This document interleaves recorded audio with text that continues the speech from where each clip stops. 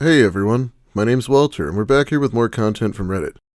Today we're talking about nice guys for like the 48th time since I got this computer apparently.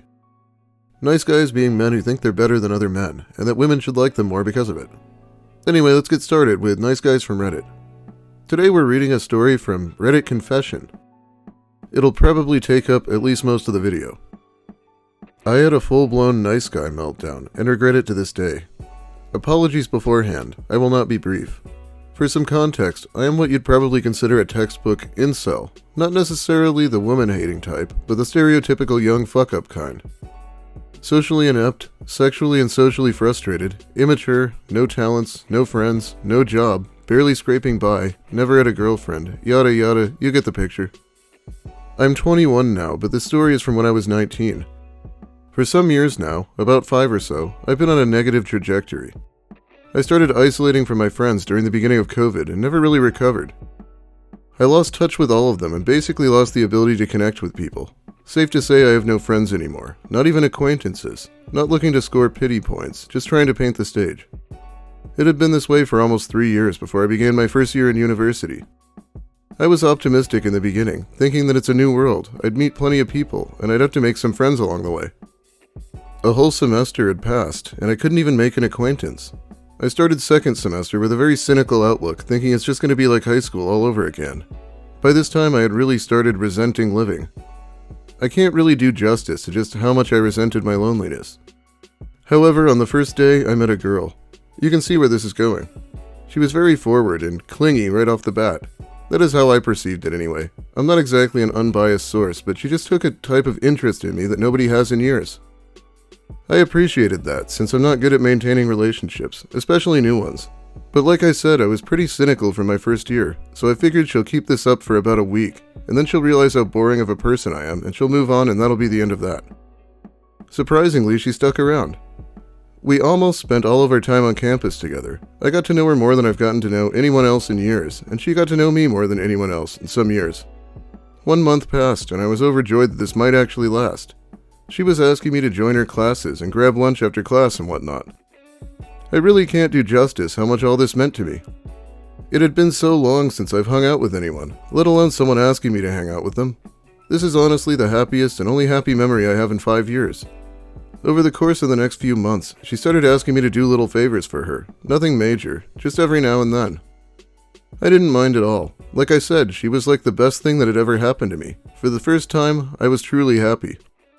Over time, they became more frequent, but whatever, I'd do anything for her. I'm not saying this to paint her in a bad light. The importance of this detail will become clear later on. So far, we were only friends, really. I've always wanted a girlfriend, but I figured she's probably not into me that way, which I didn't mind. Beggars can't be choosers. But over time, I started to feel like maybe she was into the idea. Small little cues like calling me cute and asking me if she made me nervous. One time she told me she wanted to take me somewhere, and she walked me to this desolate little pond, and told me every time she comes there, there's people kissing. I thought that was a strong message that she wanted me to kiss her. I was probably going to, but a raccoon started chasing her, so we had to leave. I didn't really mind, though. I wasn't in any rush to get physical, but I saw that event as a sort of pivotal moment in our relationship, from where I stopped treating it like a friendship, but more so as an innocent mutual crush kind of thing. Looking back, maybe all this could have been avoided, if only I had just clarified my thinking. Regardless, months went by, and I fell harder and harder for her.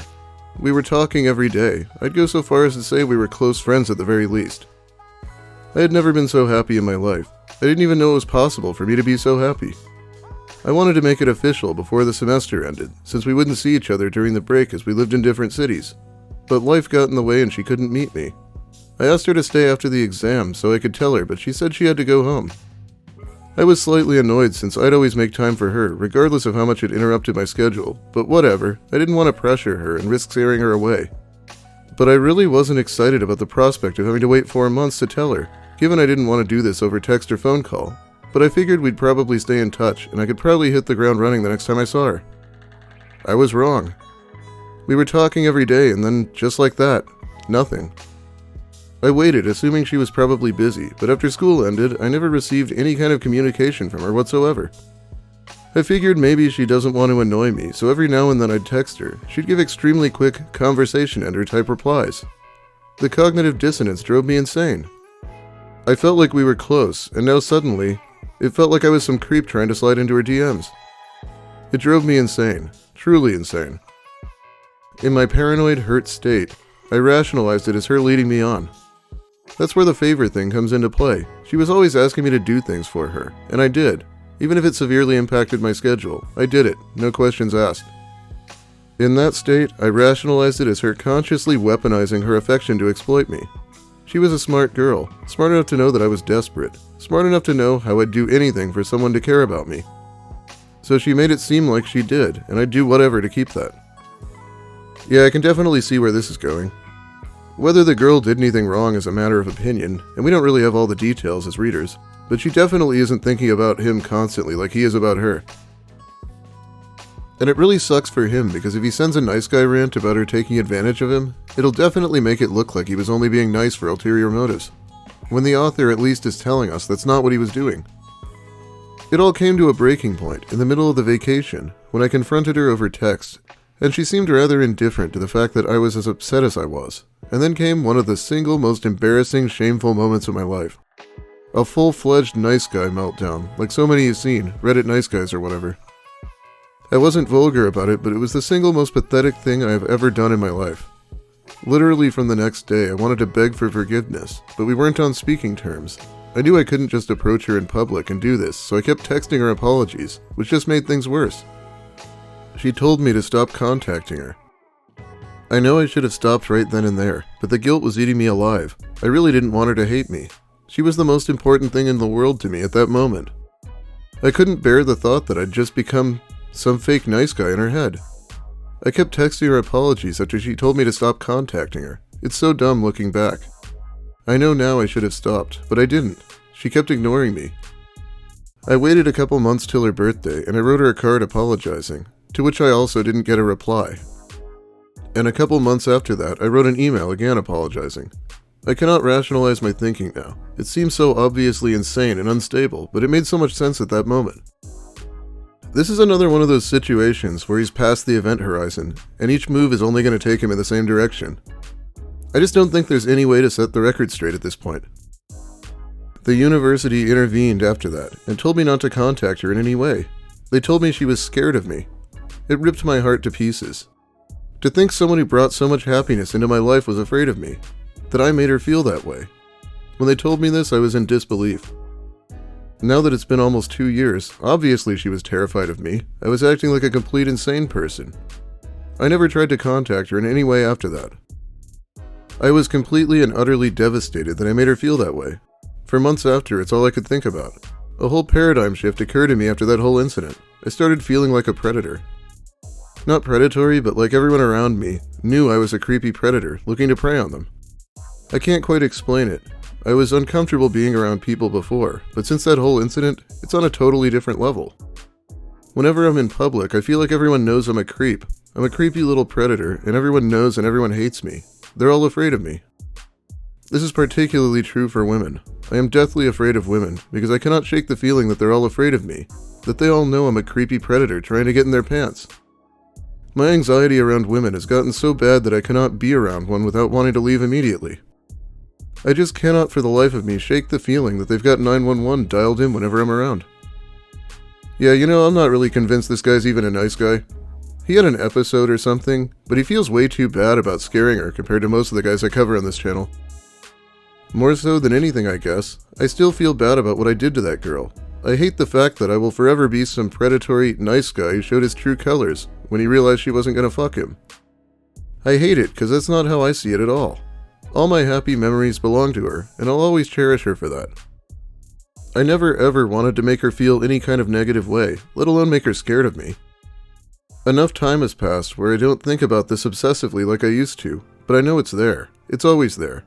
This immense guilt and regret that the only person that showed interest in me in years, I punished her for it so bad I doubt she'll ever try to communicate with some socially maladjusted loser ever again. I feel uncomfortable at the prospect of ever being near someone else again. I resent my solitude, but I cannot risk getting close to anyone without fearing that I'll have a moment like this again, and they'll come away afraid, traumatized, and forever regretting ever having met me.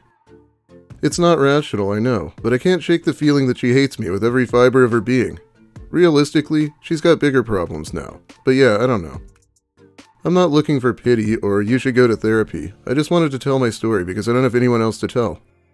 Hopefully I can leave this all behind someday. At the moment, I've never hated my loneliness more, but my desire to be forgotten by the world entirely has never been stronger. I cannot bear the thought of imposing myself on anyone in capacity. I wish I could erase myself from reality, and every memory people have of me. I'm back to thinking about this again now, because her birthday is nearby. I pray and hope not a shred of me remains in her head. I just want the whole world to forget me, and every ill I've done. Thank you. Ah man, this is supposed to be a comedy channel. That ending is just depressing. I can't relate to his life situation exactly. I was also being a cringy 19-year-old, I'm sure, but I was in the army. Who knows what I would have gotten up to in college? I think it would have to suck that he doesn't have any friends and all of her friends must just think he's the creepy guy now. I think he only responded to this one comment. Thank you for having the courage to bare your soul like this. This clearly shows you are self-aware and you know your shortcomings.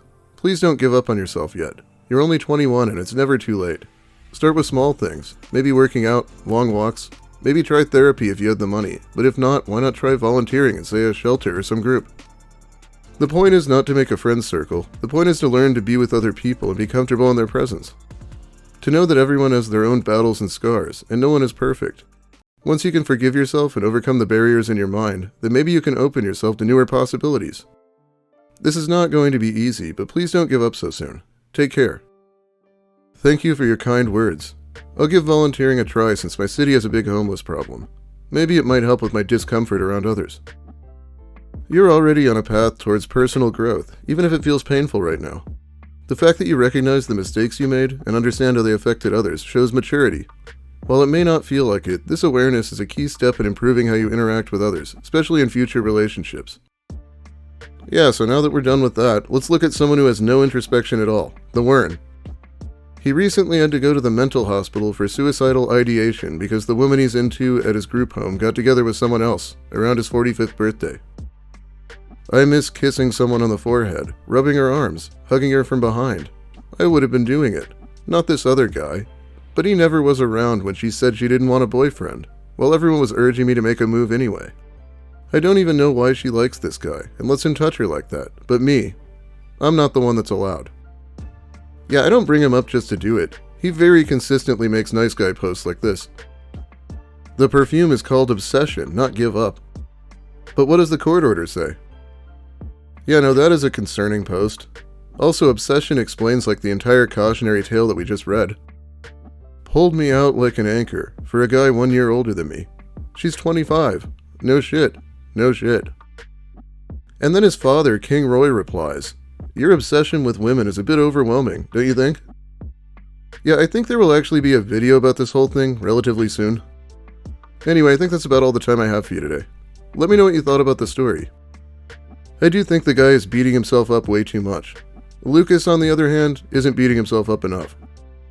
If you liked the video, please give it a like. Let me hear anything you have to say in the comments. I'll be reading them while the video's new. If you're new here, consider subscribing for more of the same. It's a new month, we're on video 4. Time to shout out my patrons again. Thanks so much.